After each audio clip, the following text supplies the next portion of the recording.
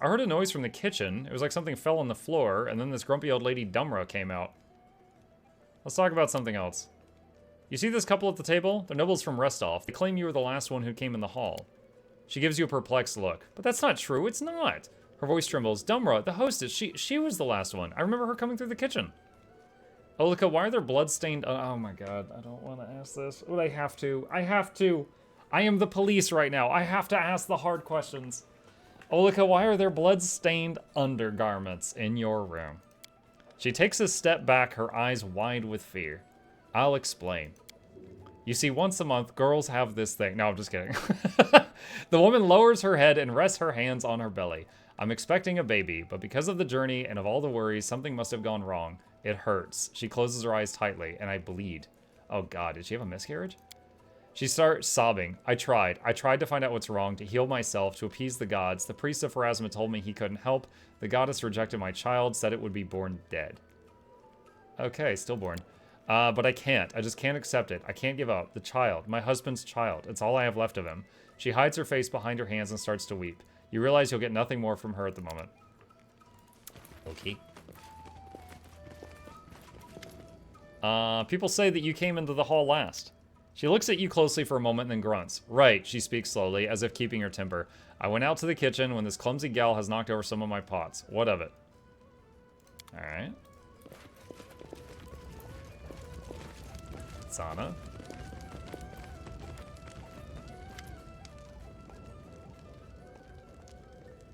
No new options.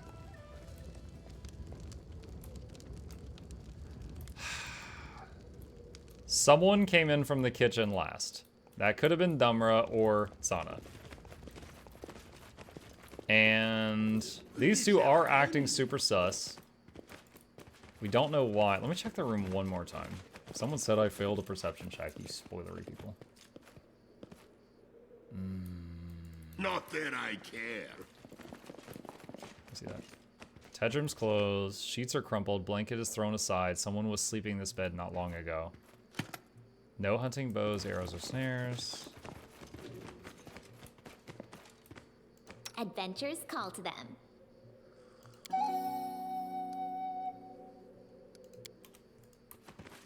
That's a bonus to skill checks. Don't see anything new there, though.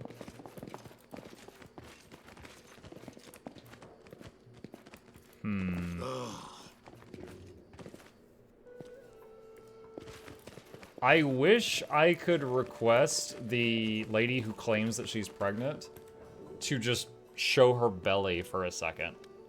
Because if we confirm that she doesn't just have, like, sheets stuffed under her shirt, then that would rule her out as a suspect. Like, legitimately. But it doesn't give you that option. So let's talk to Keston and see what he says. Who would you interrogate first?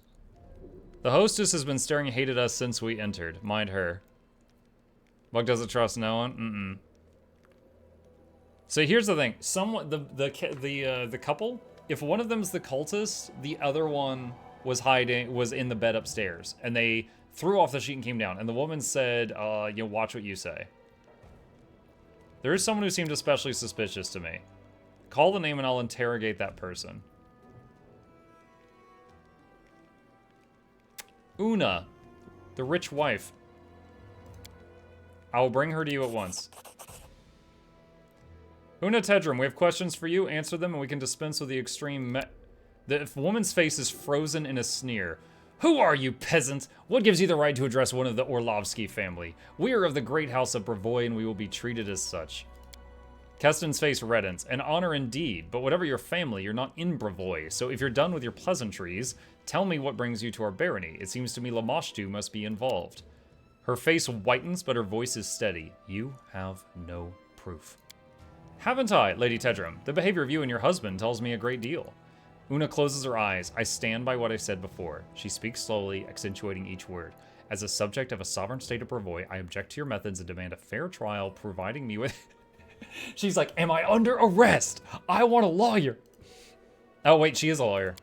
Keston shakes his head and turns to you. Have you seen something like that before, Your Grace? An innocent woman reciting Brevoy's law as if she's prepared herself in advance? He turns back to her. If you're not guilty, Lady Tedrum, why such a speech?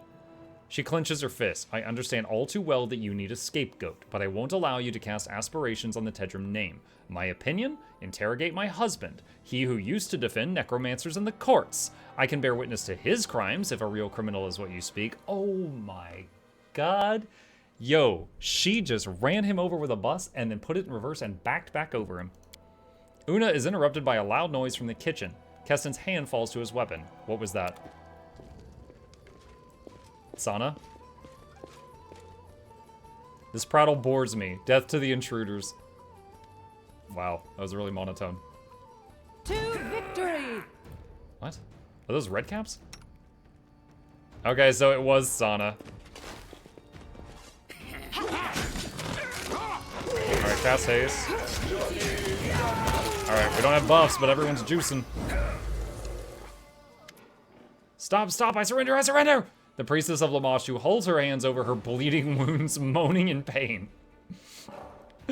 Clean yourself up. You make it a mess. She raises the hem of her skirt and starts to wipe away the blood from her legs. Her right leg is covered with sores, oozing pus and yellow ichor.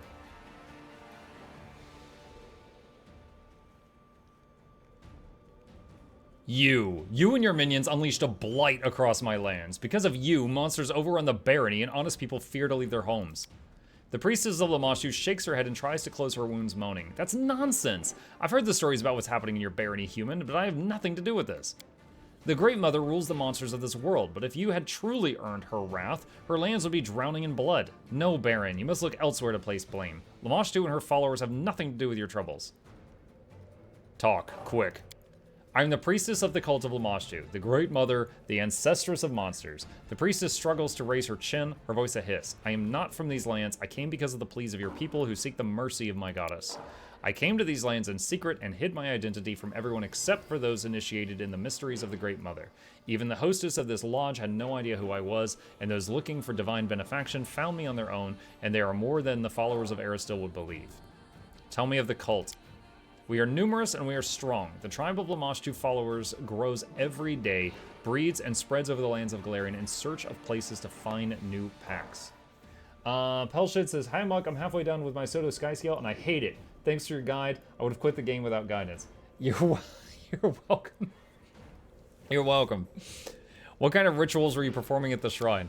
We pray to Lamashtu, we ask for new offsprings in the pack, we mate like wild animals. Free of stupid prejudices. Her lips curve in a grin. I'll spare you the details, human. Looks like you are unable to accept the greatness of our ancient faith.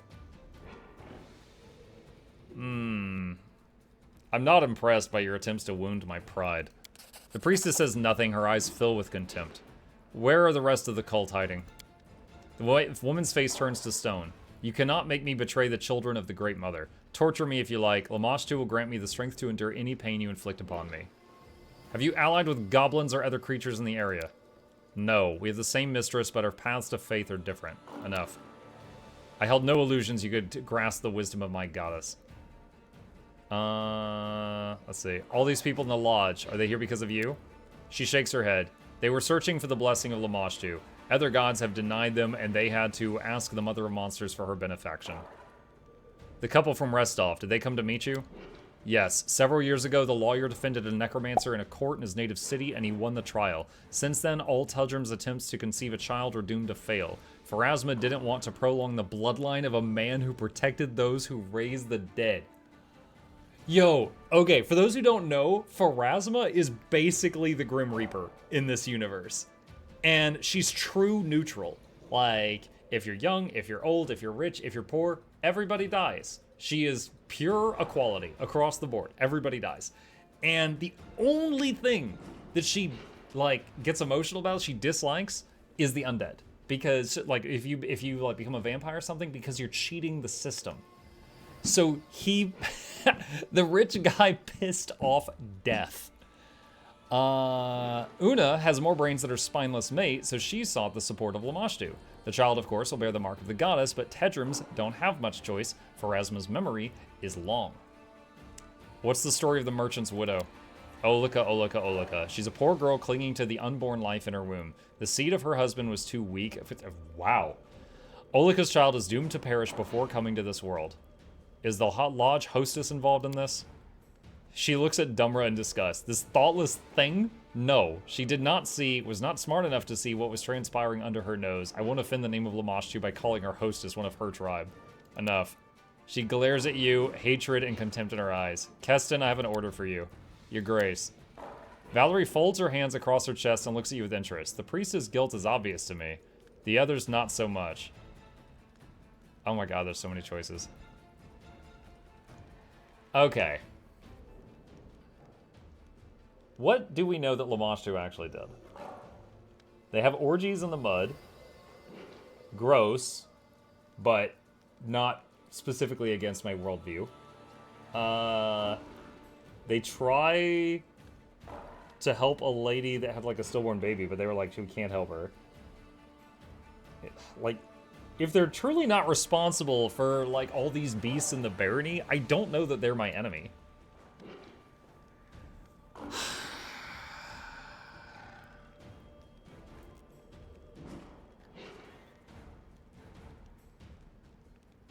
Execute everyone. Oh my god. They make beast children. Did she say they make beast children?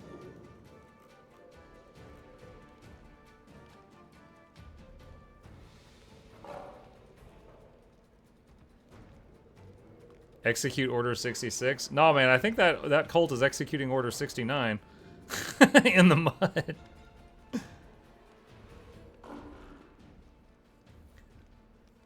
We are numerous who are strong. The tribe followers grow every day, breed, and spread over the lands in search of places to create new packs. We pray Lamashtu. We ask for new offspring in the pack. We mate like wild animals, free of prejudices. I'll spare you the details here. So the question is, when she says a pack, are they making monsters, or are they just like saying pack, but they're talking about a group of people? Who are you to deny them a good time, right?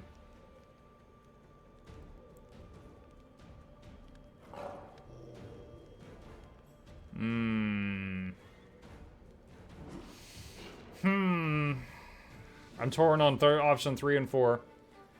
Which is, both options leave the rest of the people in the lodge alone. But option 3 is banish her, and option 4 is execute her. Like, I am the Baron. I make the laws around here. I really don't want a bunch of people having mud orgies in the streets. Without even inviting me. I mean, God.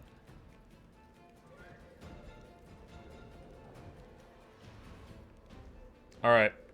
These people are innocent. Let them leave. As for the priestess, she's banished from these lands forever. See to it she's removed from the barony at once. Harsh but fair, befitting a true ruler. Your Grace, wait. You could barely hear Olika's words through her sobs. Let me ask you, let me beg you, allow the priestess to perform one last ritual. Let her save my child. I have no other hope except Sana.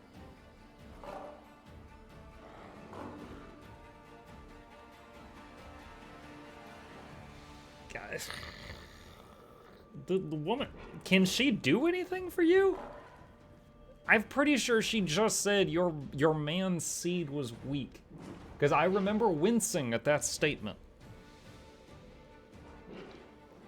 She's gonna make you give birth to a minotaur or something.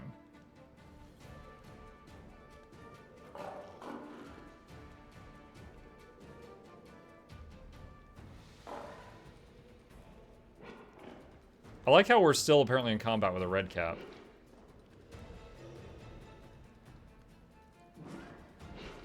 Alright, I feel like if I say no to this, then Olika is going to be a potential suicide.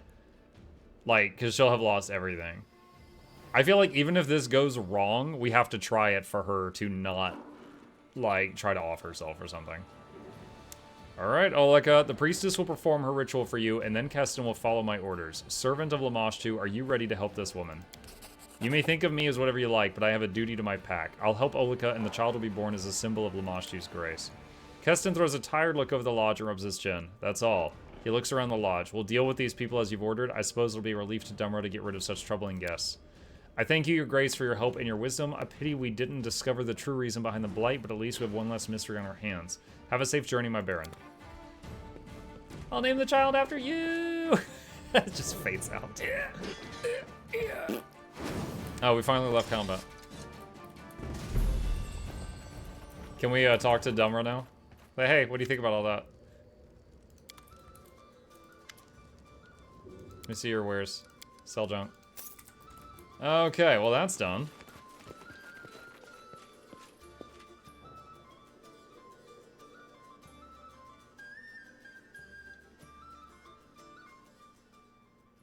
By the way, I was totally right. The rich people, they really did have nothing to do with it, and they were just scared of getting caught from legal crap that they had done, which was defending necromancers. Alright. Back to Tuskdale. What? Random encounter. What is this?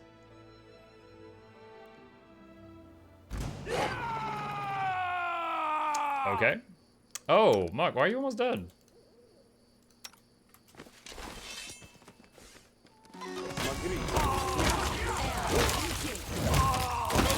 Wasted. Just exposed. Okay.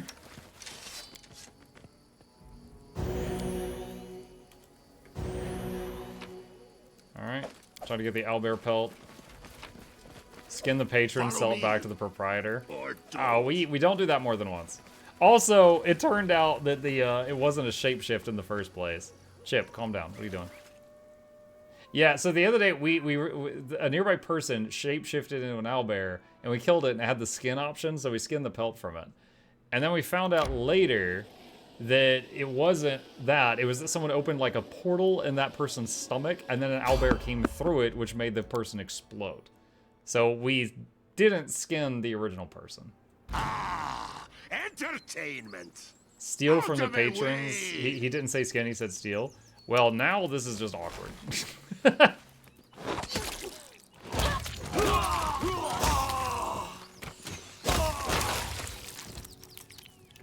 Die denizen of the abyss. What? Why did that guy call me that? Not that I care. Pill of instant owlbear, yep. That's the whole problem right now, is people throughout the barony are getting these portals that open up inside them and just monsters burst out. And this whole Lamashtu thing is us trying to find out who's doing it. Will there be Riftbreaker tomorrow? Maybe. We'll see. I've been really having a blast on Vermintide lately. We'll see if there's time for both.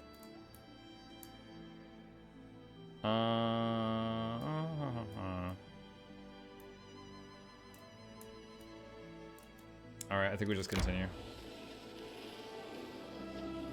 Muck, I don't feel so good, explodes. Wasn't there a thing in Witcher 3 where, like, a bunch of people, like, turned into bears in the middle of, like, a party or something? I vaguely remember that, like, a quest like that. Like, a bunch of, like, Viking-type people, like berserkers, they turned into bears. Harem looks at you attentively from under his bushy brows. A god's crier has come onto your lands, but he is not another one of Caden's Barkers of Aristil's preachers. Oh no, he's a speaker of the Speakers of the Depths, ancient gods whose names are forgotten in these lands. He bears the message of the speaker of your subjects, and he has already gathered his first worshippers. I see no reason to interfere. Let these people choose whatever faith they wish. But people are displeased, mainly the followers of Aristil, and among our citizens there are many. They say the evil hides under the cover of this strange religion, but this is folly. Still, you must decide what to do about this new faith in your lands. I haven't heard of the Speakers of the Depths. Who are they? He shakes his head. The world is full of amazing gods, Muck, but there are some strange things that one should never touch. The Speakers of the Depths may be harmless, but they may hold the key to the gate of destruction. Death and oblivion await us all either way, so I fear the inevitable and plot against those who are different from you.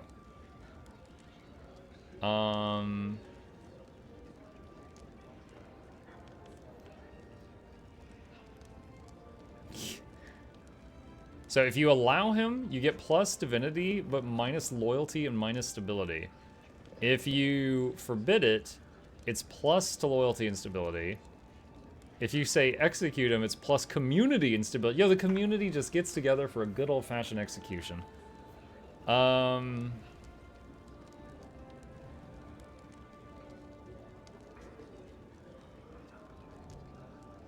allow it.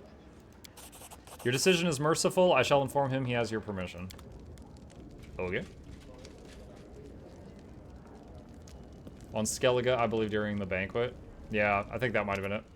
Mug, spare me a few minutes. You're the ruler of these lands, and I don't dare tell you what to do, but I just can't stand silently and watch what's happening behind your back.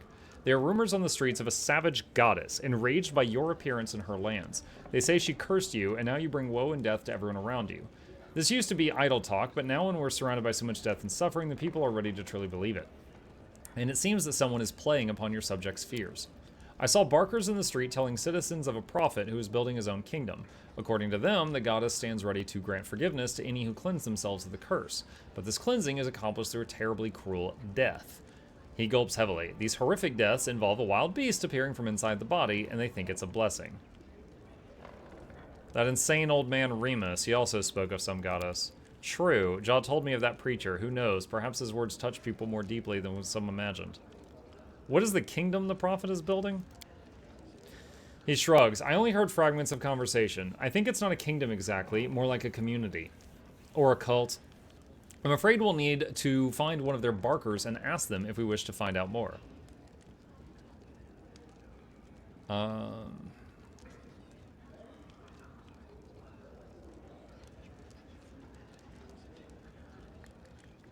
It is absurd and dangerous for the people to consider death a blessing. We must get to the bottom of this. He nods enthusiastically. Good.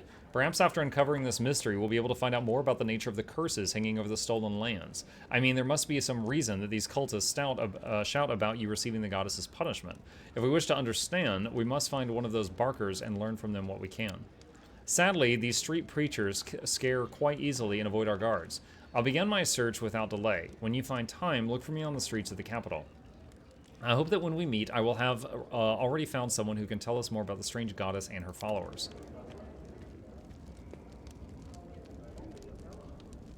Blander says I'm installing Witcher 3 again now. I heard the Witcher music earlier, now I'm talking about it here. Time to play it again after 7 years. Oh boy. Okay, so first off, rest, because it's near instant here. And head back out there. And pet the cat. And head back to the table.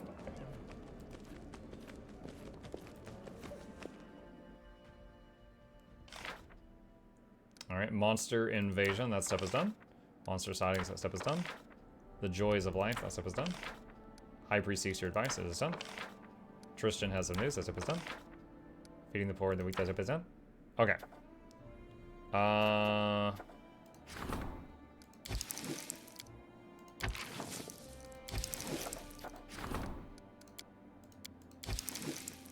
only Harem can handle that. A celebrity visit. Monster sightings. Okay, only he can deal with that.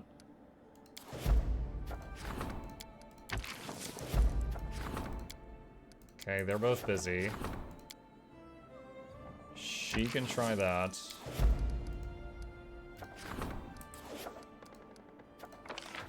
Divine protection from poison. Provides immunity to poisons in the claimed regions. That's kind of neat. Finding Ivar. I still want to do that, but... okay. Skip a day. Time skips. Lindsay has a suggestion. The bard is worried. To the throne room!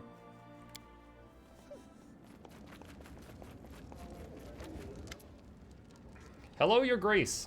Feels strange. It's amazing I could just go and have a chat with an actual baron. I wanted to talk about Ikun. I'm worried about him lately, although worried might be too strong a word. He is way too gloomy, even more so than usual if that's possible. Life without a family must be hard for him. But he is not completely alone. He has us. I know we can't replace what he lost, but we must remind him that we are here and he can talk to us. Whoa. Wonderful. What does this have to do with me? Well, for one, he's your companion. Second, I can't abide him scowling another instant. Lastly, I want to know that when my allies fighting beside me, they won't break, and Ikun feels close to it already. What I'm getting at is that we should hold a merry revelry and use the opportunity to talk to him, heart to heart. If we just invite him for a drink, he'll no doubt refuse, so we must organize everything in secret. We'll gather guests, prepare food and drink, bring Ekun, and have so much fun. I'll even bring my loot. What do you say? I have to set up an entire party and banquet so that we can talk to this guy?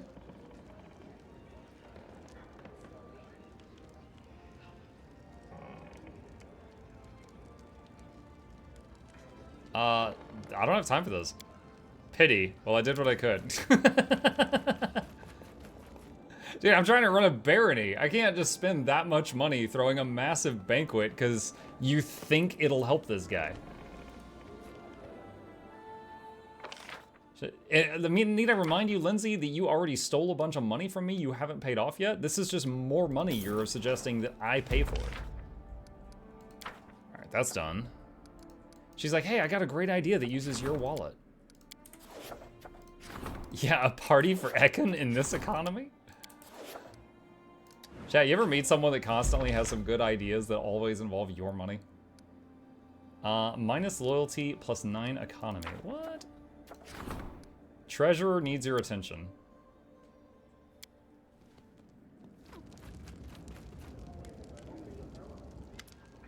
Greetings, Baron. Let's not beat around the bush. You and I simply must discuss taxes. I don't know how much you go into the treasury, but I go quite often as my service requires. Well, there's less and less money in your coffers while the demands of the barony keep growing. We simply must raise taxes whether your subjects like it or not. If I were you, I would raise the tax modestly. Of course, the treasury will not be replenished quickly, but the people will curse you significantly less. He grins. Which means you may remain on the throne significantly longer.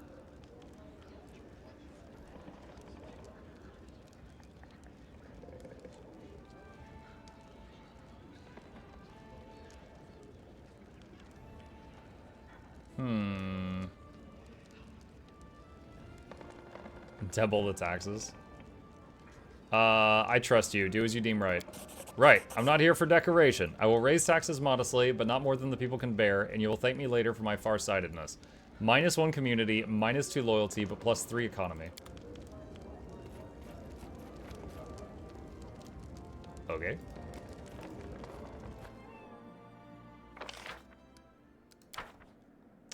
Proposal for cooperation. 3 merchants from Absalom arrived in the region. They're ready to do business with the barony if their conditions are met. Opportunity. Alright.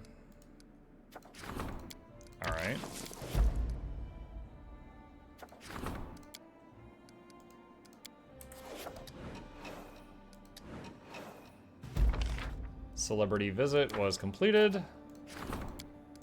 Can't do that right now. Trade taxes. Some half-elf trading fabric in the capital discovered a loophole, but this is the 3rd time this is. Stop with the loopholes. So many times this loophole has been discovered.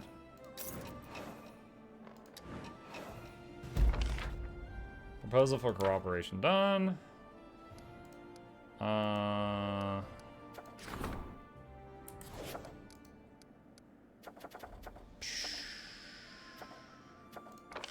Restoration of the Talden Mine requires 25 days to solve.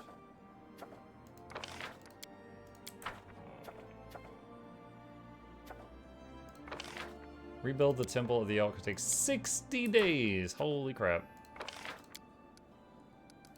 100 BP, 30 days. Oh boy. Alright. Dead man's chest. No candidates available. Alright. Wait, what?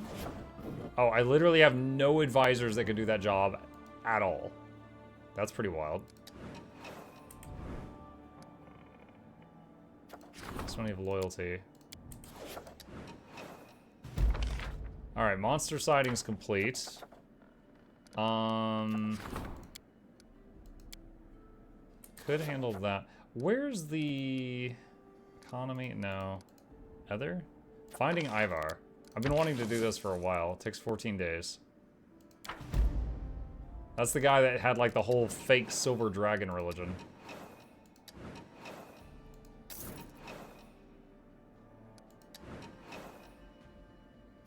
I don't have anyone that can do this right. Oh, I do.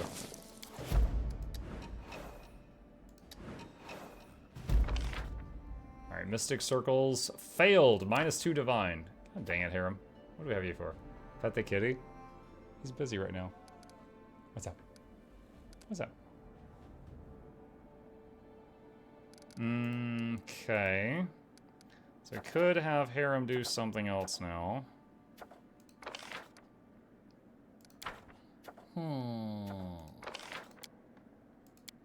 Rebuild the temple. 60 days of losing him for 2 divine.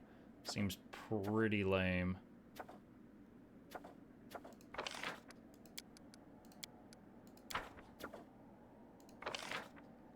It's 25 days. That's pretty good, though. And it looks like there's no failure chance. Alright, we'll start on that. Man's best